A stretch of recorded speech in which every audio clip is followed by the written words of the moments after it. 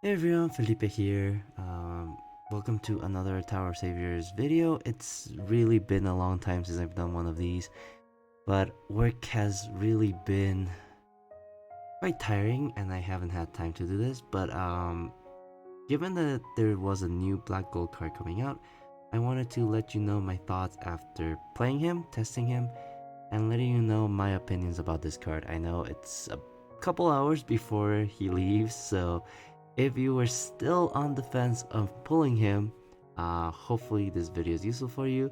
But if not, I hope this just entertains you for a little bit. But yeah, so starting with, this is going to be a Dark Machina card, and from the get-go, the leader skill looks pretty good, given that he has a team attack times 100 and HP times 4.5, as well as extra combo con and 2 times additional attack unconditionally, basically. And this is actually not bad, but also not super crazy like you might think with a times 100 attack bonus, right? Because if we think about it, a lot of cards nowadays have times 10, right? And they also have other conditions going on for them, so about like times 8 or times 8 times 2. So this is like about 160. So given that this is going to be a leader side times 200, it's nice, but it's not as crazy as other leader skills. Like it's not super crazy broken, but it's still pretty good. I do want to point out though, this is going to be a pretty limiting black gold card, similar to Cilantro and Jabir. So it is going to hurt its flexibility because the leader skill breaks if you do not fulfill the condition. A lot of the better black gold cards that are been coming out, they don't have a limiting condition, so it means that you have access to the entire card pool in the game to use as your supports. For example, Napoleon, even though he favors demons, you can still put in dragons and other cards in there. Same thing with um, same thing with Heichacha. Actually, Heichacha.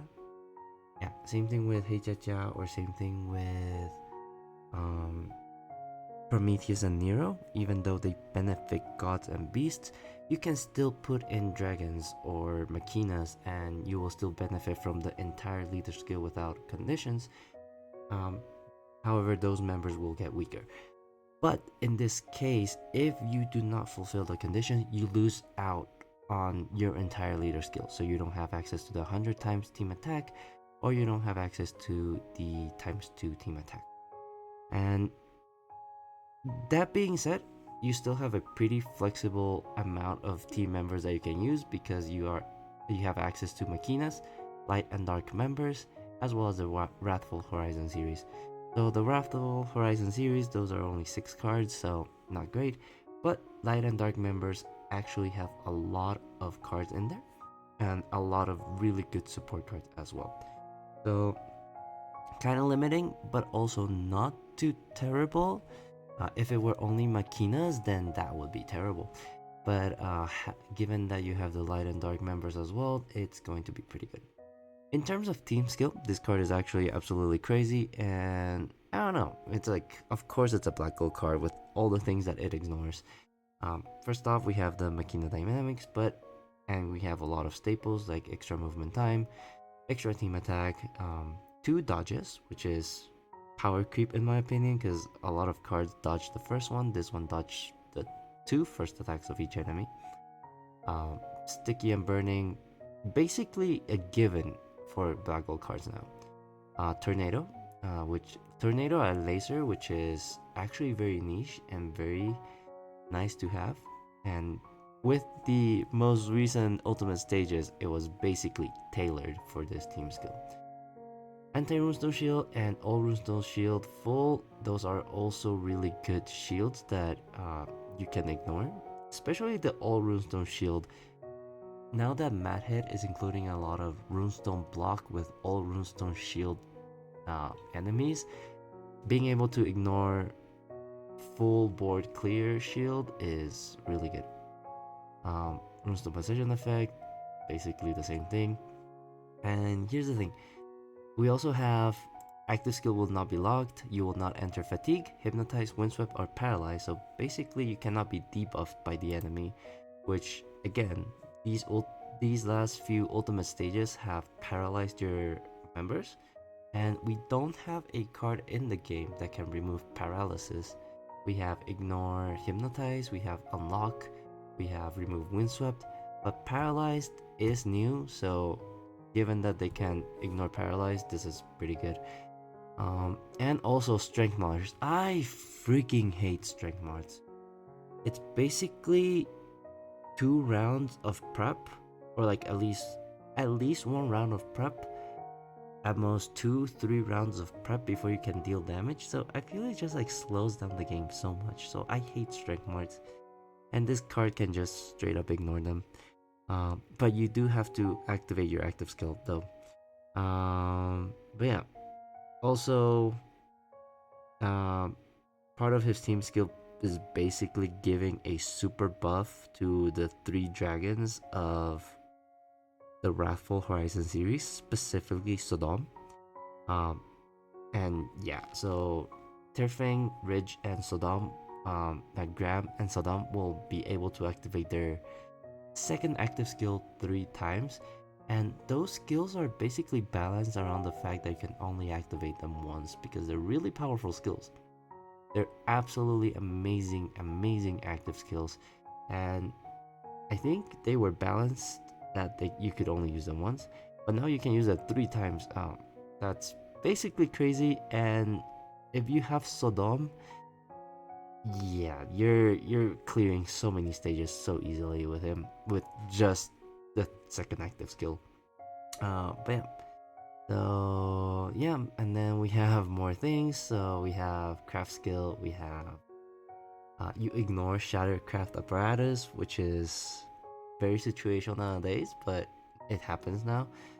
We also get a craft skill that allows you to remove enclosed areas and also guarantee your sky drop and reduce your cooldowns to 0. Basically, get your active skills ready as well. And this is really good because you can remove enclosed areas and also get like 50 dark runes if you so want, and break those types of shield as well. You also restore cracked runes, so basically this card itself ignores a lot of things just from the get-go, and that is pretty good in my opinion. And the only thing is that it is very limiting in my opinion. But yeah, you also have like similar to Lilith 2 modes, human mode and machina mode, and they both have their own utility. So overall, if you run leader and ally, you can always have one in human mode and the other one in machina frame, and this allows you to break puzzle shield when if it's in human mimicry, or you can ignore fixed combo shield. um so yeah, so more utility, and these two, their active skills also allow you to ignore so many shields that is actually kind of stupid. So yeah, basically, your active skill is just a CD5, and unlike other black gold cards, you only have one active skill. And honestly, that is all it needs really, because this one active skill technically counts as 2, given that you have human mimicry and mechanical frame forms, each that doing different things. But yeah, basically they both remove all runestones to generate a fixed board of dark, hard, and light runes. Depending on which mode you choose, you have more light runes or more dark runes. And human mimicry allows you to ignore all the quintet, quartet, trio, and duo elemental shields, and also defensive shields. That is the one that gives resistance to enemies. For example, you can only deal 50% of their HP at once, 25% of their HP at once. And honestly, the only way to deal with those before was using a sniper. And sniper damage is very negligible right now. So basically, you would just have to sit there for X amount of rounds to deplete the enemy's HP. But with this skill, you can literally just kill it right there and then. Um, But yeah, and then the mechanical frame mode also removes all runestones to generate a fixed board. But in this case, you ignore cross-shape shield as well as damage reducing resistance. So two of the most annoying shields in the game are being ignored by the mechanical frame mode. Yeah, so if you notice, the only thing that you're not ignoring really is like initial shield, I think. What else? Um, yeah, initial shield and also old type shield.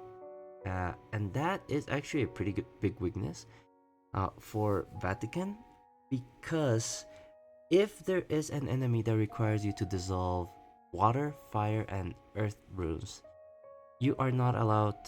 You will not be able to generate them using his active skills alone. So either you get lucky or you use another active skill. And yeah, so I will touch upon his weaknesses in a bit, but I do want to say that he is pretty fun to play, and he is a very fun leader to have if you manage to snag him. However, if you are trying to save for diamonds, I do not recommend him because there's two main reasons for it really. The first one is that I do not see a lot of future proofing on him. Um, his leader potential is good right now, but once he falls out of the meta, he as a member doesn't really have a lot going on for him. He does have the uh, the utility from his active skill right here, where Machina, Light, and Dark members can break basically all the shields. But um, yeah, I think at the point where he falls off the meta, there's gonna be better options for him. That being said, breaking defensive shield is pretty good, but we already have like ways to deal with cross shape shield and damage reducing resistance, especially with the new Laplace Chronon card, which is in my opinion the most broken Chronon card right now, because he can do so much for uh, and not even occupying an active skill slot. But yeah, future proofing for this card, I think the only thing that really will set him apart is just the defensive shield mechanic. But even then, it's the only thing that you are sacrificing is extra clearing time. Because defensive shield, let's face it, it's not that hard to get rid of as long as you can have a team that can tank the enemy's attacks. So yeah, so first and foremost, future proofing. I don't see much future for this card right now because all the cards will eventually face Father Time and be power crept out of the game. And even if they buff him, there's going to be new and shiny cards out there that are definitely going to perform better than him. Second is that he is very limiting. He does require you to run Makina's Light, Dark, or Wrathful Horizon series, and testing him his actually raw damage without active skills is not that great. And I think that's a trait that's been following with the most recent series. Like Sodom, for example, has really okay damage potential without active skills. Once you use your active skills, he's great, and there's no issue with that. But raw damage is not there like other black gold cards, other like um yeah, other black gold cards upon release. And I don't know if it's because Madhead decided to beef up all the enemies recently, where it feels like these newer cards aren't you don't feel like you're dealing that much damage.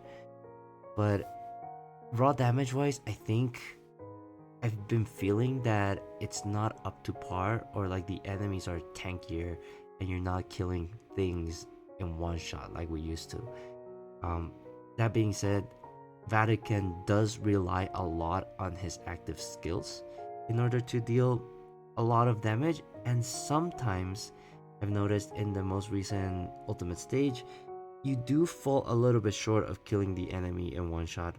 And so, yeah, the fact that you are limited on your team and your raw damage is not that great is also a reason why I would say to save for your diamonds.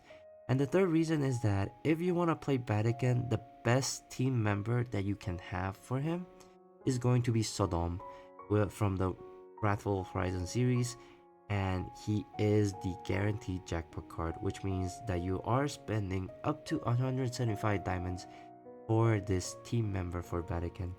And if you don't have the resources to get both Vatican and Sodom, I would really say don't really bother with him, because there are going to be better cards coming out, and you could save these diamonds for more members and better cards as well. But yeah, but if you do have all the resources to pull for them, it is a very fun playstyle, and the fact that you can activate Sodom's active skill 3 times is absolutely delicious.